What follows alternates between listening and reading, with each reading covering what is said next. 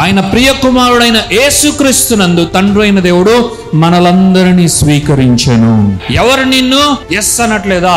ఎవరు నిన్ను దగ్గర తీసుకోవట్లేదా? ఎవరు ఏందమ్మా అని అనట్లేదా?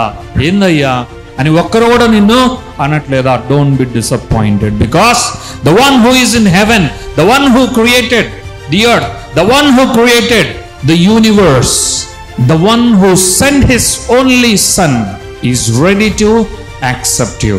He is ready to love you. He is ready to embrace you with his full heart. He is ready to shower his unconditional love, his unconditional grace, his intimacy over your life.